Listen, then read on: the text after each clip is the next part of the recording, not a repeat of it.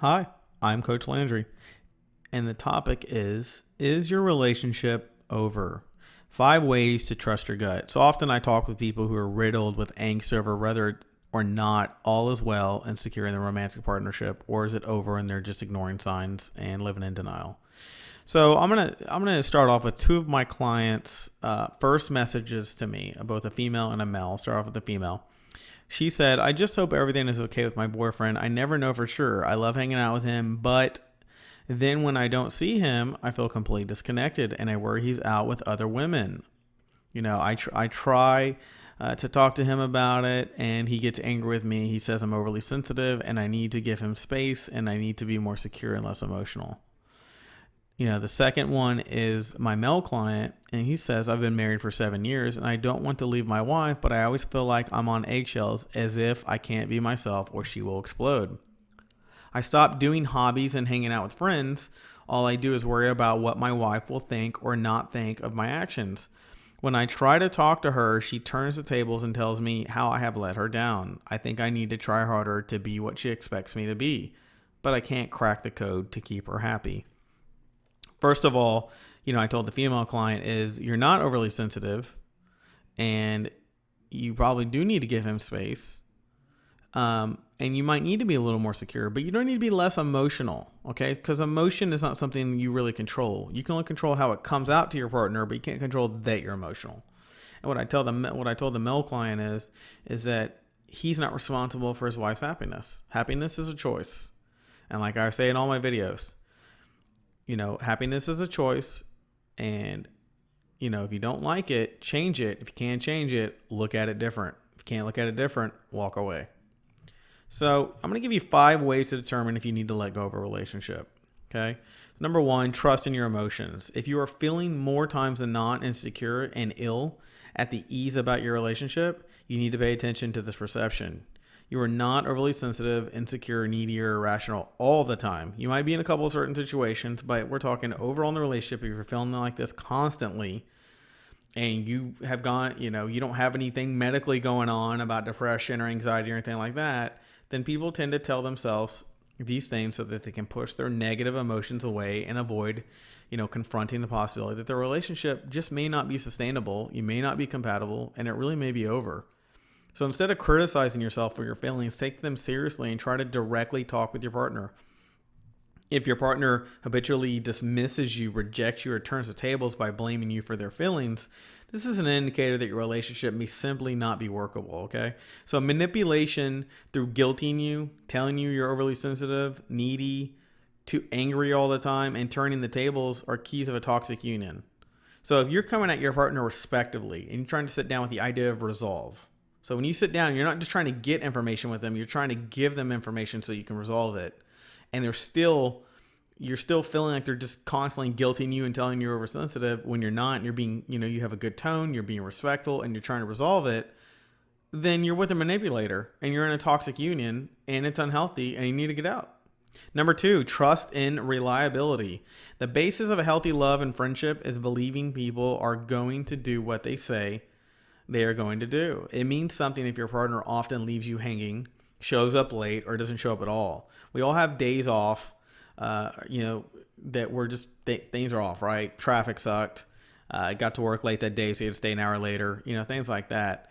But you shouldn't be in a place where, they hit you up and they're like, hey, you want to do something? You're like, yeah. And then like 3 hours later, you don't hear from them. Or, they invite you to dinner and you get kind of excited about it and you haven't gotten back to them yet, but by the time they got a whole different mindset. It's like they went, because they didn't hear from you in 10 minutes, they completely changed everything they were going to do.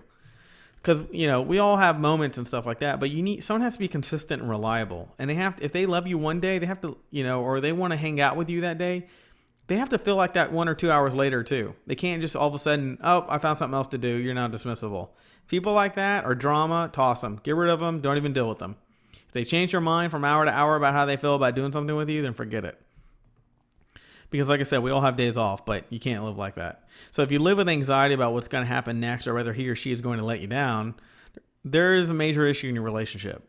So if you live off small crusts and crumbs of pleasure with your partner, then consider that the relationship may not have enough sustenance to it to keep, you happy and healthy. right? You can't run through life eating crumbs. You got to be fed, right? And a relationship, same way. It's like food. You got to have a good, healthy dose of your relationship. Number 3, trust and intuition. Have you ever had a hunch about something, but then talked yourself out of it, only to later have your original hunch confirmed? So often, when we partnering up, we want so badly to believe in a person or in a love that we do crazy things in order to hold on to stuff that's toxic. So often, when a partner, something's not quite right, or the new partner, or a new partner, but they choose to ignore or push it away, or, in favor of getting swept under, romantic love, because you just start ignoring warning signs, big neon signs saying this person isn't going to commit, this person doesn't want to be with you, or this person is going to be with you, but only if A, B, and C are like, they need to be, which it's okay, because that's what dating's for, is to figure out, okay, you wouldn't love me the way I want to be loved because of this. And the other person may say, well, I'm looking for this and you're not that. So that's what dating's for. But once you're together, sometimes people push the intuition away for years, or even marry, only to eventually have it all come crashing down when they can no longer ignore what they've always known to be true. When you have a hunch that something is off with your partner, talk with him or her about it. Max 2 to 3 conversations to resolve it. But when you continue to have the same sense that something's not quite right, don't put your instincts away anymore. Your intuition is telling you that this particular person may be a lemon, and it's time to disregard the relationship. Number 4, trust your experiences. Okay, it means something important when most of the time you are around your partner and you feel ill, at ease. I mean, you're uneasy about it, uncomfortable, or worried about it tripping a switch to a fight. For things to be going well in your relationship, most of the time you should feel safe, at ease, and comfortable with your partner, and with bringing him or her around your friends and family. Remember, when things start off poorly, they are unlikely to improve with time and hard work. A good relationship, 80% of the time, is effortless.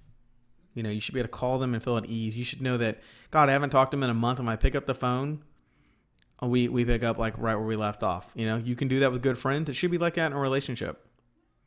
And if you have somebody that like that you maybe used to be with, and you're not with them anymore, and you become single again, maybe that's the kind of person you need to be with. Maybe you need to bring them back up and give them a call and try to start engineering and encouraging you two to rekindle. Number 5, trust and insecurities. Now, this is a big one because a lot of people are going to go, what? Insecurities usually equal our relationship killers, and they are.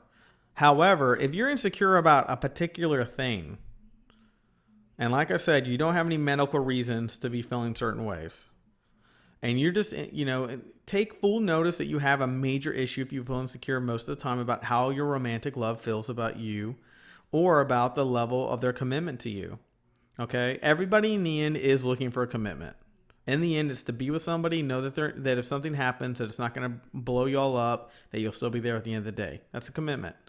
It's not your fault when this insecurity wells up. Now, it's your fault how you express it if you don't do it respectively and with the intention to learn and make things better. If you're just there to get information and suck it up from them so you can dump them, that's not respectful.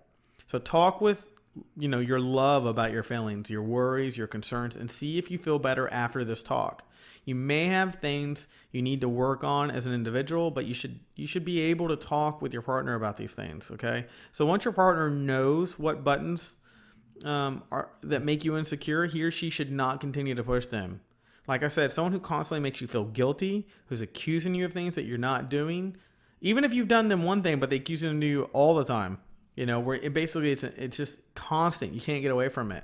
That's manipulation and control and toxicity.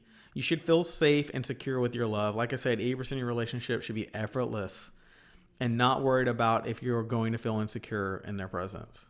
Okay? So think about these things. I'm going to recap them. Remember, we're talking about, is your relationship over if it produces a lot of these things? And these are things to pay attention to about yourself. Number 1, trust in your emotions. Number 2, trust in reliability. It's respectful when a person shows up on time and does what they're going to say. And if they call to invite you to do something, they should feel the same way 1 or 2 hours later. They shouldn't have a change of heart right away. That shows that they're dramatic and unreliable. Number 3, trust your intuition. If you got something going on inside you and your gut's telling you something, pay attention. Number 4, trust your experiences.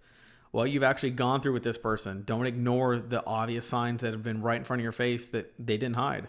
Number 5, trust your insecurity. If you're walking around with a constant insecurity about something, it's likely that it's not just a moment anymore. There's something actually wrong inside the relationship. So, if you would like to book a personal session, contact me via, the email link below. And if you found this information helpful, show your appreciation by clicking the PayPal donation link, and I will talk to you soon.